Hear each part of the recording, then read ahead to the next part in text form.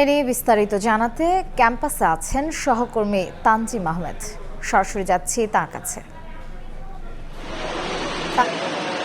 খুলনা প্রকৌশল ও প্রযুক্তি বিশ্ববিদ্যালয়ের শিক্ষার্থীদের যে আমরণ অনশন কর্মসূচি, যেটি ইতিমধ্যে 48 ঘন্টা পেরিয়েছে। শিক্ষার্থীরা তাদের যে দাবি, সেই দাবিতে এখন পর্যন্ত অনড় রয়েছেন। তবে এর মধ্যে আসলে অনেক ঘটনা ঘটে গেছে বলতে হবে। অর্থাৎ শিক্ষা উপদেষ্টা এসেছেন কুয়েটে, এসেছেন ইউজিসির যে গঠিত 3 সদস্যের কমিটি, তারা একই সাথে বিভিন্ন কর্মসূচি, পাল্টাপাল্টি কর্মসূচি বলতে হবে। কারণ কিছুক্ষণ আগেই আমরা দেখেছি ঠিক 4টার দিকে বিশ্ববিদ্যালয়ের কর্মচারীরা রয়েছেন, তারা একটি মানববন্ধন করেন। সেখানেও তারা আসলে এই 18 তারিখে যে ঘটনা, সেখানে তাদের বেশ কিছু কর্মচারী আহত হয়েছিলেন, দাবি করেছেন। সেখান থেকে তারা বলছেন তাদেরও বিচারের আওতায় আনতে হবে যারা এই হামলায় জড়িত ছিল। একই সাথে একটু জানিয়ে রাখতে চাই, শিক্ষা উপদেষ্টার যে আশ্বাস, যে যারা জড়িত তাদের বিচারের আওতায় আনা হবে। এরপরেও কিন্তু শিক্ষার্থীরা দাবিতে অনড় রয়েছেন। দফায় দফায় ক্যাম্পাসে বিক্ষোভ মিছিল হয়েছে। তবে যে জায়গাটিতে আসলে স্টুডেন্ট ওয়েলফেয়ার সেন্টারের সামনে যে জায়গাটিতে শিক্ষার্থীরা অনশন কর্মসূচি শুরু করেছিলেন গত সোমবার, সেখানে আসলে 2-1 এই মুহূর্তে রয়েছেন। বাকি বেশিরভাগকে আসলে মেডিকেল সেন্টারের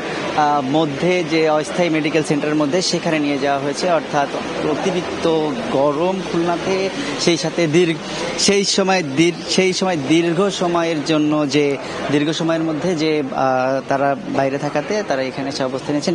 জানিয়ে রাখতে চাই, কিছুক্ষণ আগে কিন্তু বিশ্ববিদ্যালয়ের 102তম যে সিন্ডিকেটের যে সভা, সেই সভার সিদ্ধান্ত এসেছে। সিন্ডিকেটের সভা থেকে সিদ্ধান্ত নেওয়া হয়েছে বিশ্ববিদ্যালয়ে যে 37 শিক্ষার্থীকে 101তম সিন্ডিকেট সভার মাধ্যমে সাময়িক বহিষ্কারের সিদ্ধান্ত নেওয়া হয়েছিল, সেই সাময়িক বহিষ্কারের সিদ্ধান্ত প্রত্যাহার করা হয়েছে। একই সাথে আজ থেকে হল খুলে দেওয়ার সিদ্ধান্ত নেওয়া হয়েছে। অর্থাৎ 7টি হল বিশ্ববিদ্যালয়, সেই হলগুলো খুলে দেওয়ার সিদ্ধান্ত নিয়েছে শিক্ষার্থীরা। আমরা দেখছি স্টুডেন্ট ওয়েলফেয়ার সেন্টারের ঠিক নিচেই যে অস্থায়ী মেডিকেল ক্যাম্প করা হয়েছে, সেখানে শিক্ষার্থীরা এই মুহূর্তে অবস্থান নিয়েছেন। সেখানে পাশে তাদের চিকিৎসার জন্য ব্যবস্থা রাখা হয়েছে। কয়েকজন শিক্ষার্থী স্যালাইন চলছে।